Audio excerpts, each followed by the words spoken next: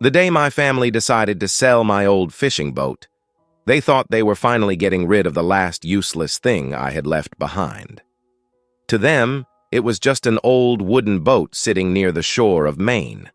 A cracked hull, a tired engine, rust-covered nails, a piece of the past that had stayed too long, but they never understood something. That boat was never valuable because of what it was made of. It was valuable because of what it carried. For 50 years, that boat carried my hopes when I had nothing. It carried my wife Margaret's laughter on quiet mornings. It carried the memories of raising my children. And it carried one truth I was never brave enough to share. A truth I took with me almost to my grave. My children believed I kept that boat because I was stubborn. Because old men sometimes hold on to things they should have released years earlier. And maybe they were right about one thing. I was holding on to the past. But they were wrong about why. I wasn't afraid of letting go of the boat. I was afraid of letting go of the one promise connected to it. The promise I made decades earlier, to a person my family had completely forgotten. 3 days after my funeral, my son Daniel stood beside that old boat with a man who planned to tear it apart and sell whatever pieces were still worth saving. Daniel looked at the faded wood and whispered the words I had heard many times before. Why couldn't Dad just let this thing go? I wish I could have answered him. Because if I could have, I would have told him that some things are not kept because they are useful. Some things are kept because they remind us of who we were and who we failed to become. My name is Thomas Carter. I was a fisherman from the coast of Maine for nearly 50 years. And this is the story of the old boat my family called worthless until they discovered the truth I had hidden inside it. Everything. The first thing people noticed about my boat was never its beauty. Because honestly, there wasn't much beauty left. The blue paint that once covered the wooden sides had faded after decades of salt water, freezing winters, and storms that tested everything built along the Maine coast. The railing was scratched. The deck was worn smooth. The engine had a habit of making a strange coughing sound every morning before it finally started. Most people who saw it probably wondered why I hadn't replaced it years earlier. But they didn't understand. A person doesn't replace something that has been part of every chapter of their life. They protect it. They care for it. They say goodbye only when they have no other choice.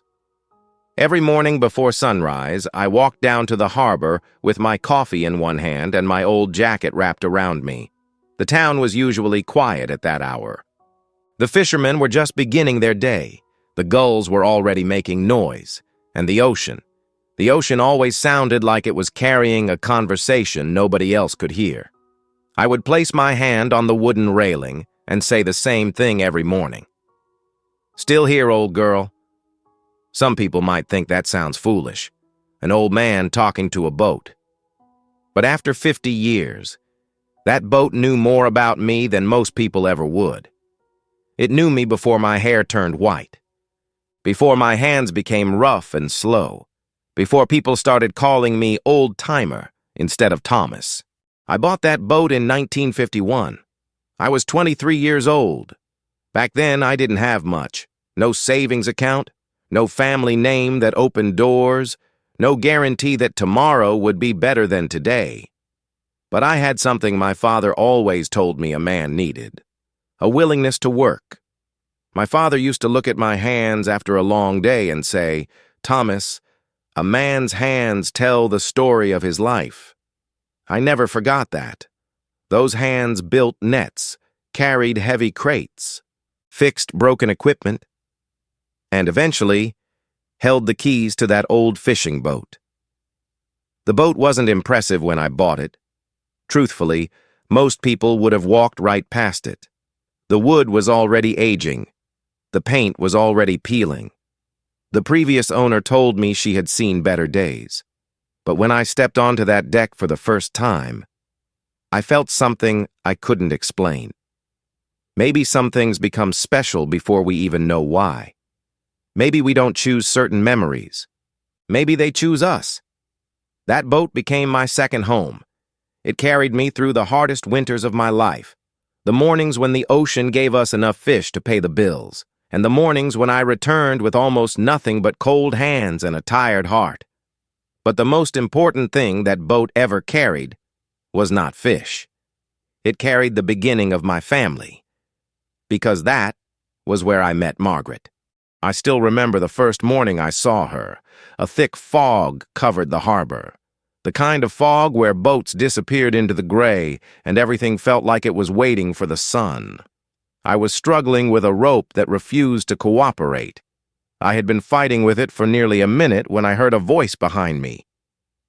You know, most men ask for help before losing a battle with a piece of rope.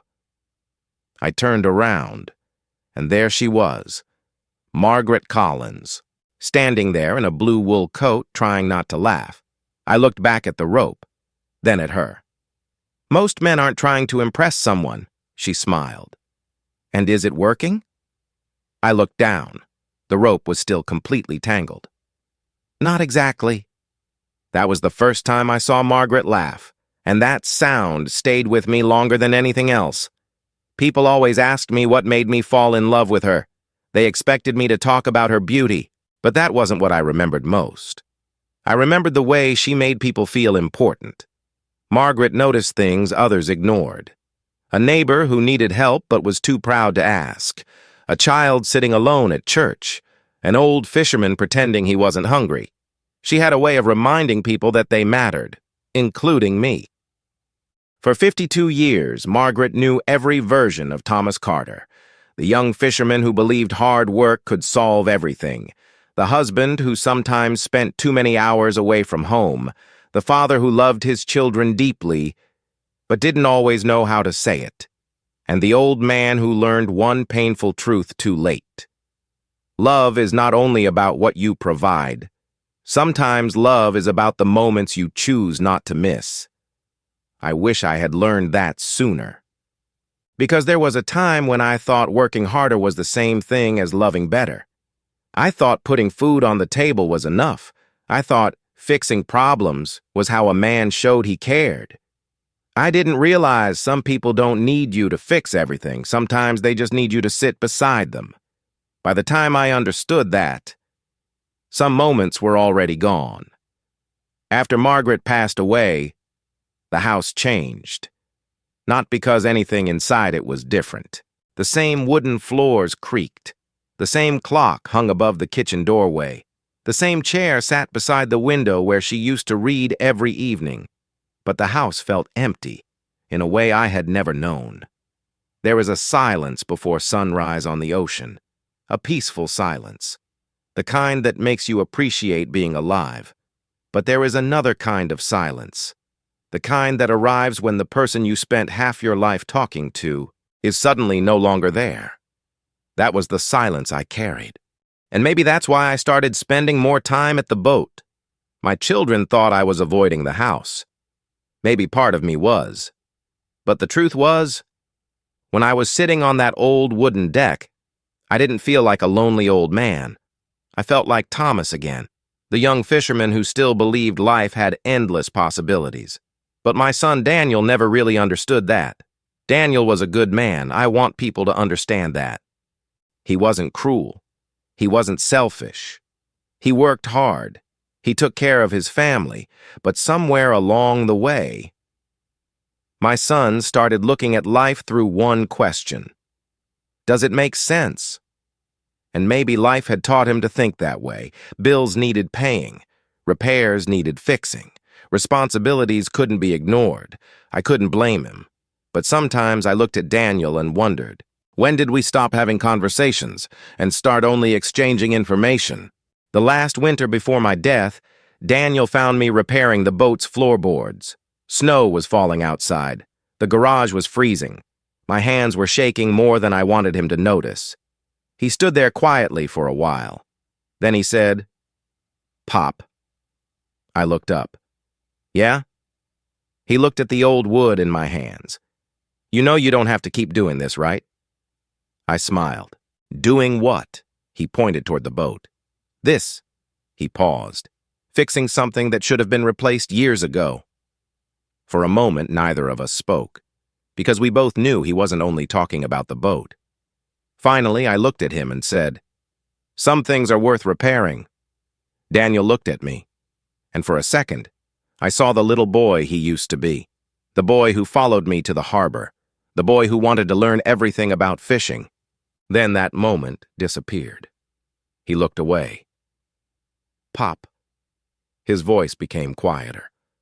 "One day you're going to have to let this go." I watched him walk away, and maybe someday, someone would have to. But Daniel didn't understand something. I wasn't holding on to that boat because I couldn't accept the past. I was holding on to it because the past was holding on to something for me. Something I had hidden for decades. Something connected to a promise I made long before Daniel was old enough to understand. And after I was gone, my family would finally discover why that old boat was never just a boat. The day my family tried to sell my past. The morning they buried me. The ocean was quiet. Not peaceful. Quiet. There is a difference. A peaceful ocean makes you feel grateful. But a quiet ocean makes you feel like something has changed. The waves still touched the shore. The wind still moved through the trees. The fishermen still prepared their boats for another day. But for my family, life had suddenly become divided into two parts. Before Thomas Carter was gone, and after. My funeral was never meant to be a large event.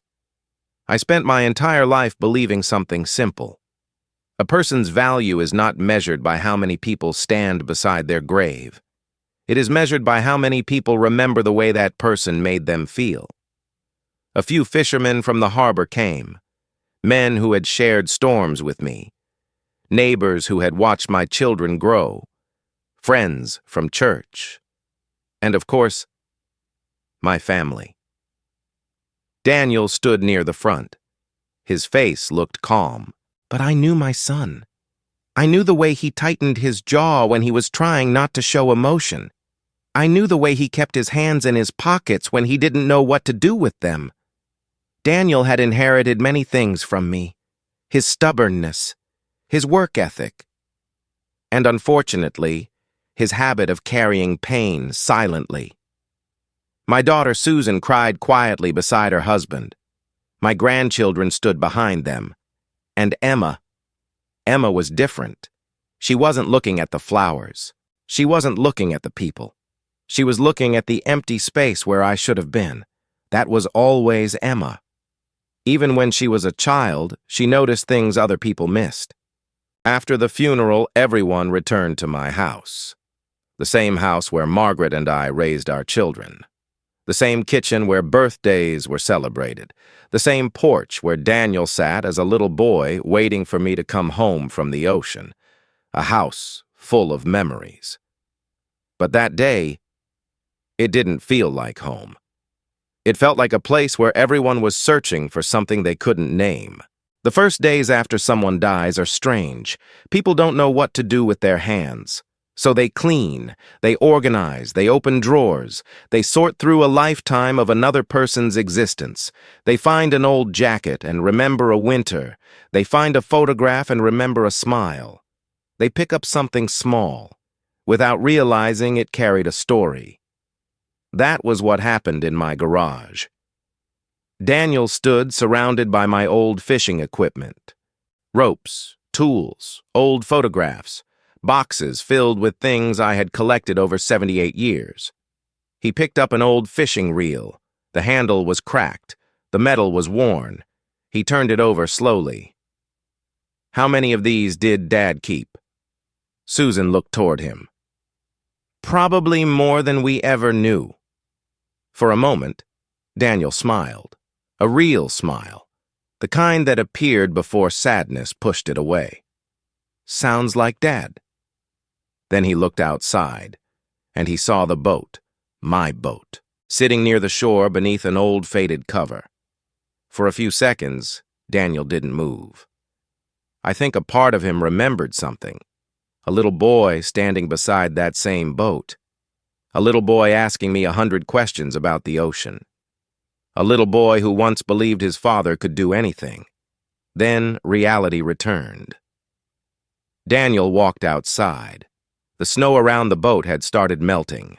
Water dripped from the cover. The old wooden side slowly appeared again. He placed his hand against the hull, and for a moment, he didn't look angry. He looked tired. Then he whispered, "Why couldn't you just let this go, Dad?" Maybe that question was never really about the boat. Maybe it was about us.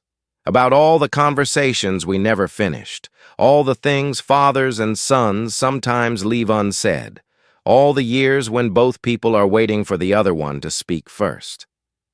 That evening, everyone gathered around the kitchen table. Margaret's old place, the chair where she served meals every Sunday. The same table where our family once laughed so loudly the neighbors could probably hear. Daniel placed some papers in front of him. Bills, repair estimates, property documents. "We need to make some decisions," he said. Emma looked up. "About Grandpa's things?" Daniel nodded. "Yes." She already knew what was coming. "The boat?" Nobody answered immediately. Finally, Daniel sighed. "Emma, that boat needs more work than it's worth." She looked toward the window. "But Grandpa loved that boat." Daniel lowered his eyes. "I know he did." "Then why sell it?" For a moment, Daniel didn't answer. And I wish I could have been there to see his face, because behind his practical words, there was pain. Because sometimes loving something doesn't mean you can keep holding on to it forever. The room became quiet, and the strange thing was, Daniel was right, but he was also wrong, because he still believed I was holding on to the boat because I couldn't accept growing older. He never knew I was holding on to it because of something I had promised to protect. The next morning, a man named Frank Miller arrived. Frank bought old equipment around town, boats, machines, anything people no longer had a use for. He wasn't a bad man. He was simply looking at my boat the way everyone else did, as something old, something replaceable. He walked around the hull, tapped the wooden sides, checked the engine. "She's had a long life." Daniel nodded. "Yeah." Frank ran his hand along the railing. Then he said something that surprised everyone. "Someone took good care of her." Daniel looked at him, because that sentence bothered him.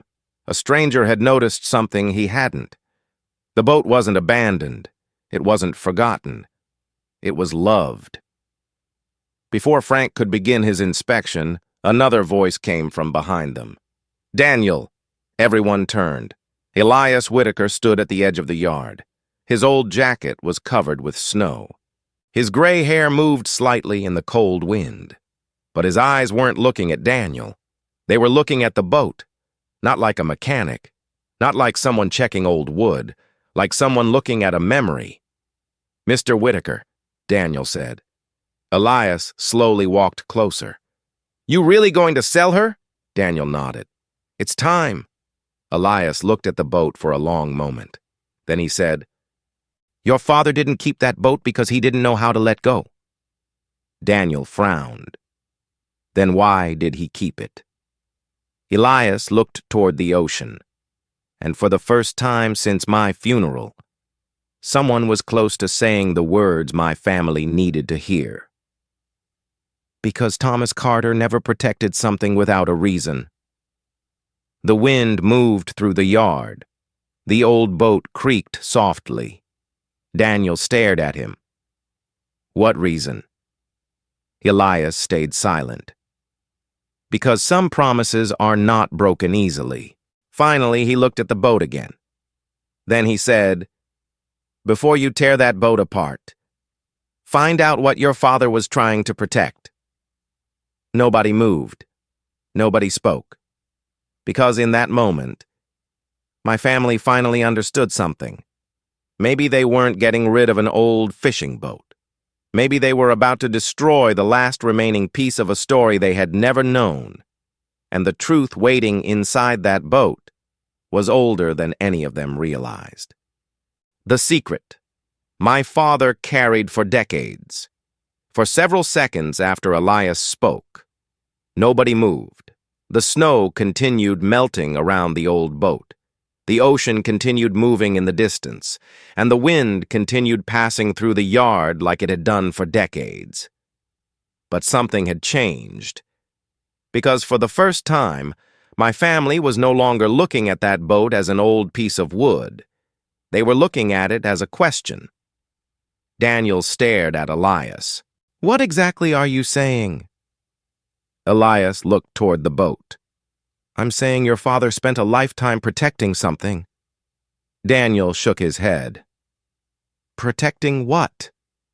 Elias didn't answer, and that silence bothered Daniel more than any explanation could have, because my son was a man who trusted things he could measure, numbers, facts, proof. But family secrets don't work that way. Some truths cannot be calculated. Some wounds cannot be repaired with logic. Emma stepped closer. "Mr. Whitaker," her voice was quiet. "How long have you known?" Elias looked at her, and for a moment, his expression softened, almost like he wasn't seeing Emma, almost like he was seeing me. "Too long." Daniel looked hurt. "Then why didn't you tell us?" Elias lowered his eyes. "Because it wasn't my story to tell." Those words stayed with them. Because everyone understood something. Whatever I had hidden, I had trusted someone to protect. And that person was Elias. But what my family didn't know was that the secret inside that boat didn't begin there. It began long before that. Before I was a husband, before I was a father, before people knew me as Thomas Carter the fisherman. It began when I was just a young man trying to understand what kind of person I wanted to become. I was 23 years old when I bought that boat. Back then, I believed hard work could solve almost anything. If you worked longer, saved more, and complained less, you could build a better life. Maybe I was young. Maybe I was wrong. But I needed to believe that. Because when you don't have much, hope is sometimes the only thing you can afford. My father taught me something I carried my whole life. A man's hands tell the story of his choices. I spent years believing that was true. But as I got older, I learned something else. A person's heart tells the story of the things they regret. And I had my share of regrets. The boat belonged to Henry Whitaker, Elias's father, an old craftsman who built fishing boats along the Maine coast. When I handed him almost every dollar I had saved, he looked at me for a long moment. "Thomas, you sure about this?" I looked at the boat. "Yes, sir." He shook his head. "She's not new." "I know." "She's not fast." "I know." "She's going to need a lot of work." I smiled. "So am I." For the first time, Henry laughed. Then he handed me the keys. But before he walked away, he placed his hand on the wooden railing and said something I didn't understand. "A boat doesn't only carry people, Thomas. It carries the things they don't know how to say." At the time, I thought it was just an old man's way of talking. Years later, I realized he understood something I didn't. A few years after buying that boat, I met Margaret, and everything changed. People always want to know the exact moment they fall in love. But I don't think love works that way. Sometimes it isn't one big moment. Sometimes it's 1,000 small ones. It was the way Margaret remembered everyone's birthday, the way she brought food to neighbors who never asked for help, the way she could look at a person and somehow know when they were hurting. Margaret didn't just look at people. She saw them, and somehow, she saw a better version of me before I had become that person. She saw kindness in me when I was still learning how to show it. Years passed. We built a home. We raised children. We created a life. And for a while, I believed I understood exactly where my story was going. Then came the year that changed everything. That morning, the fog was so thick over the harbor that the boats looked like shadows. I was repairing a fishing net near the dock when I heard a voice behind me. "Are you Thomas Carter?" I turned around. A woman stood there holding an old envelope. She looked nervous, almost like she had been carrying that moment for a very long time. Yes, she took a slow breath. My name is Evelyn. Something about that name made my chest tighten. Not because I knew her, because something inside me knew my life was about to change. She looked toward my boat, then back at me. This belongs to you. She handed me the envelope. I didn't take it immediately. Who gave it to you? Her eyes filled with sadness. Your brother. The world seemed to stop for a second, because there are names that belong to your past, and there are names that still have the power to hurt you.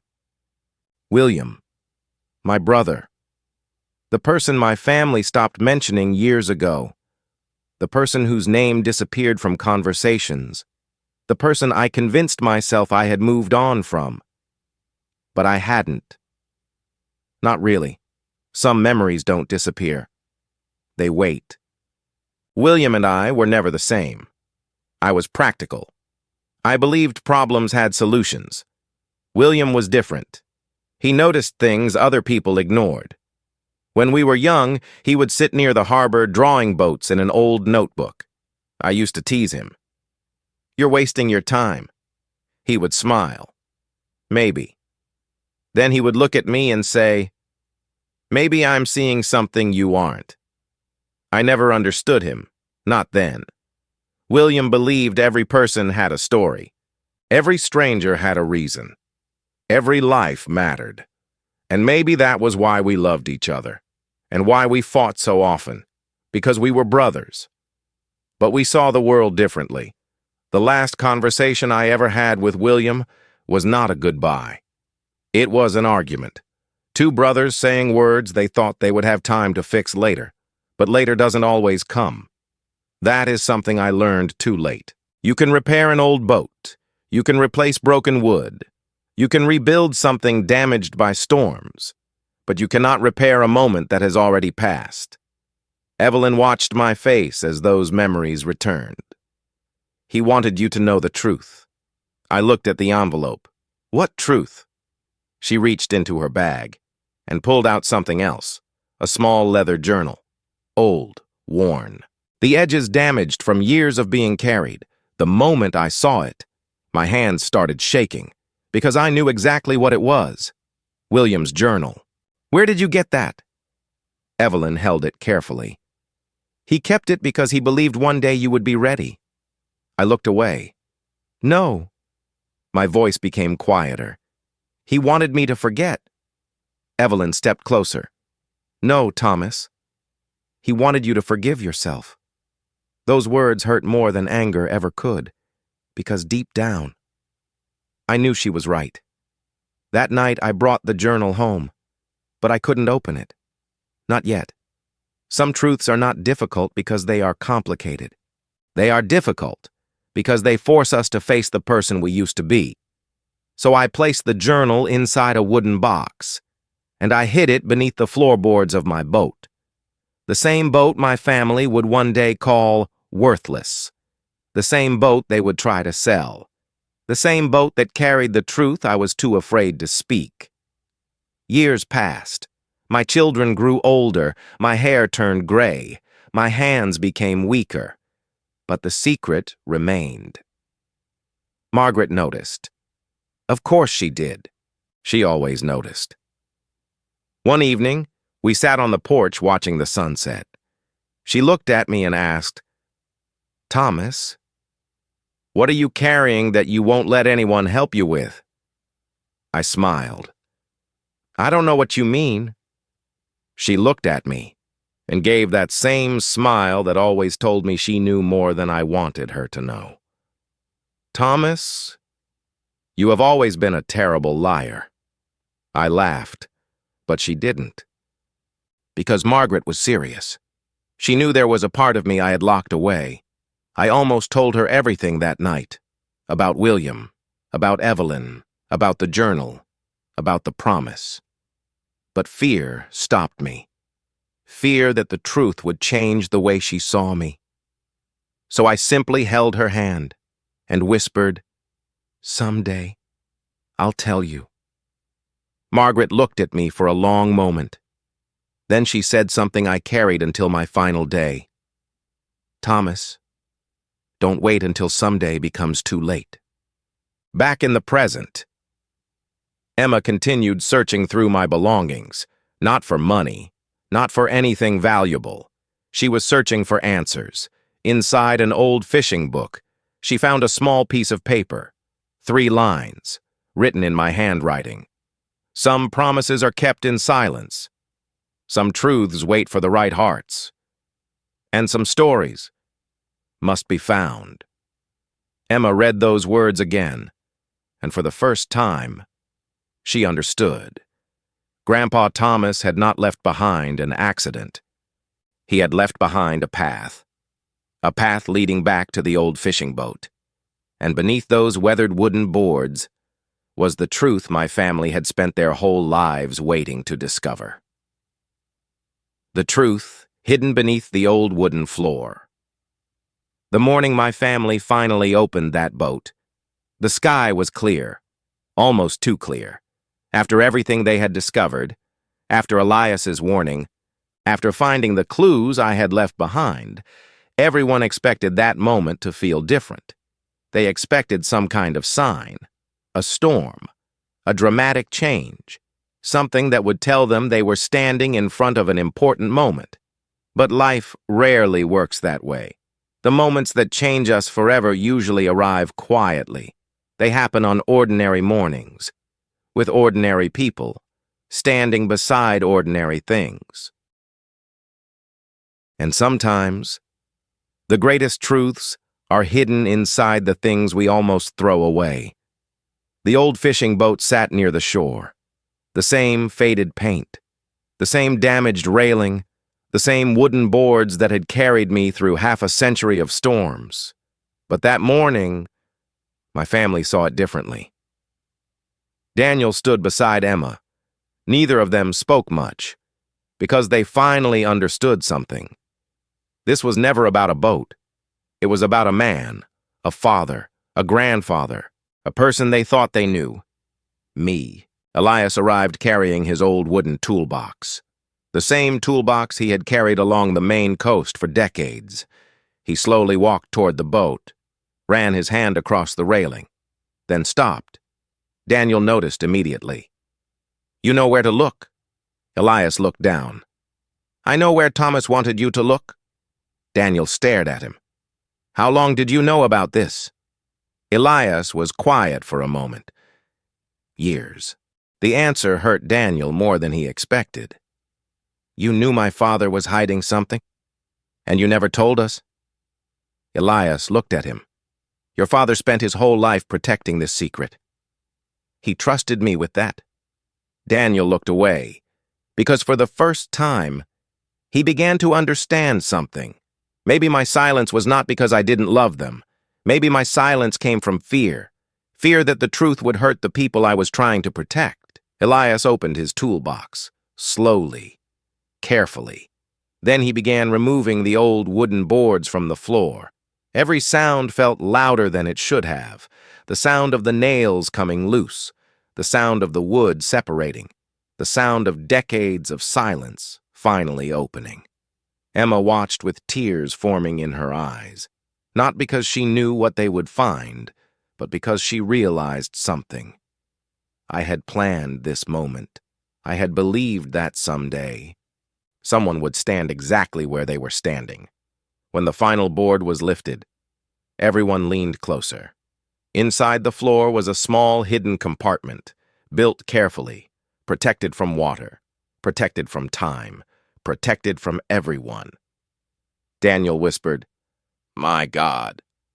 Elias reached inside, slowly, carefully, and pulled out a small wooden box. For a moment, everyone expected something valuable. Money, jewelry, documents, something that explained why I had guarded that boat for so many years. But when Daniel saw that simple wooden box, he understood something. I had never been a man who cared about expensive things. I cared about things that carried meaning. Emma opened the box. Inside was an old leather journal. The cover was worn, the edges were damaged, the pages carried the marks of time. She touched it gently. "This is what Grandpa protected?" Elias looked at the journal, then shook his head. "No." Emma looked confused. Elias continued, "This is what your grandfather was waiting for you to understand." Daniel stared at the journal. All those years, all that secrecy, all that protection, for a book. But he didn't understand yet. Not completely. Because sometimes people don't realize the value of something until they finally hear what it contains. That evening, my family gathered in the living room, the same room where Margaret and I spent countless nights, the same room where our children grew up, the same room where we laughed, argued, forgave, and sometimes stayed silent when we should have spoken. The journal rested on the table. Nobody wanted to open it first, because everyone understood something. The moment those pages opened, the man they remembered might become someone they never knew. Finally, Emma opened the cover. The first page contained only one sentence. "If you are reading this, then I am no longer there to explain." Emma took a breath. Then she continued. "I hope you did not search these pages looking for something valuable. Because the most valuable things I ever had were never things. They were people." Daniel lowered his eyes, because those words reached a place inside him that had been closed for years. My son spent his life believing I loved the ocean more than I loved him. But the truth was, I was never trying to choose between them. I was simply a man who didn't know how to show love the way my family needed. Emma turned the page, and the next words changed everything. "I spent many years believing silence protected the people I loved. I was wrong. Silence does not protect love. Sometimes silence only creates distance." Nobody spoke, because those words were not only about me, they were about my family. Every conversation we avoided, every apology we delayed, every moment we believed we would have more time. Then Emma reached the pages I had hidden for decades. The pages about William, the pages about the brother I lost, the pages about the mistake I carried until my final breath. William was never the person people thought he was. He was my brother, my closest friend, and the person who taught me something I was too stubborn to understand. That being right is not always more important than being kind. Daniel looked up.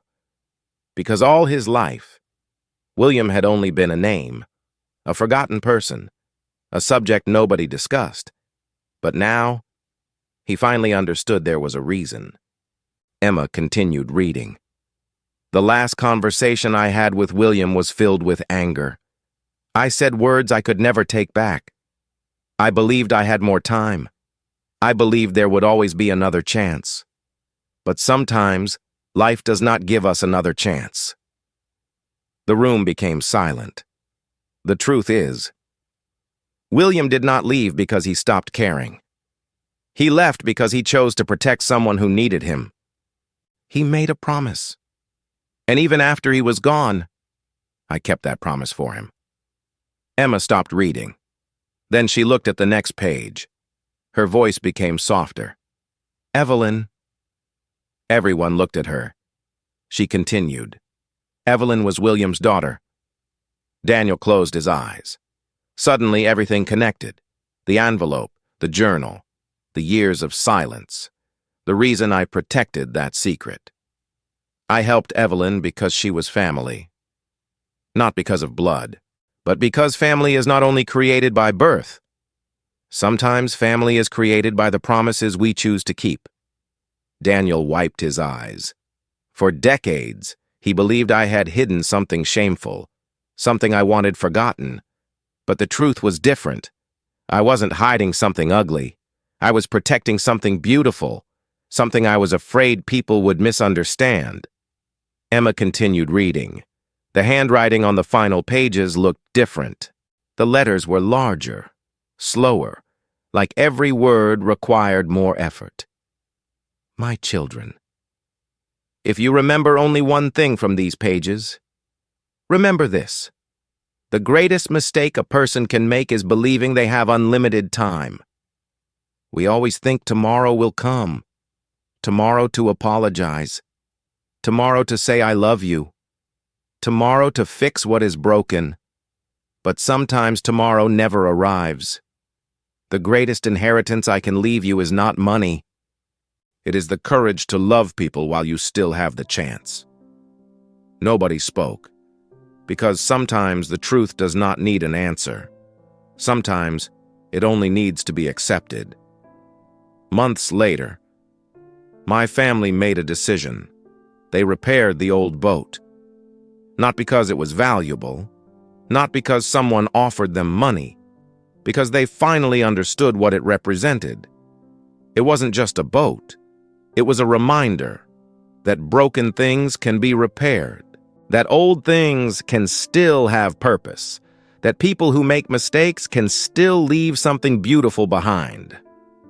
My grandson Michael started taking children from the community out onto the water, children who had never experienced the ocean, children who needed someone to believe in them. He taught them how to tie knots, how to be patient, how to respect the sea, but most importantly, he taught them something I spent my whole life learning. A person's value is not determined by what they own, it is determined by what they give. Years later, Emma placed my old journal inside a wooden frame. Beside it, she placed a photograph of that fishing boat, not because it was expensive, because it was priceless. One evening, she carried that frame down to the harbor. The sun was setting over the Maine coast. The old boat rested quietly beside the dock, still scratched, still worn, still carrying the marks of every storm it survived, just like me. Emma placed her hand on the wooden railing, the same place where I had placed mine thousands of times, and she smiled. Grandpa, I finally understand. And if I could have answered her, I would have told her this. The boat was never special because it was old. It was special because it carried my life, my happiness, my mistakes, my regrets, my promises, and the people I loved. Because when everything else disappears, what remains is not what we owned. It is what we gave, the forgiveness we offered, the kindness we showed, the lives we touched. That is the inheritance nobody can sell, nobody can steal, nobody can take away. And that is why, when my family finally opened the hidden compartment inside my old fishing boat, they did not find gold. They did not find money. They found something far more valuable. They found the truth. The truth that an old fisherman from Maine spent a lifetime protecting. That the greatest treasure a person can leave behind is not what they own. It is who they become in the hearts of the people they leave behind.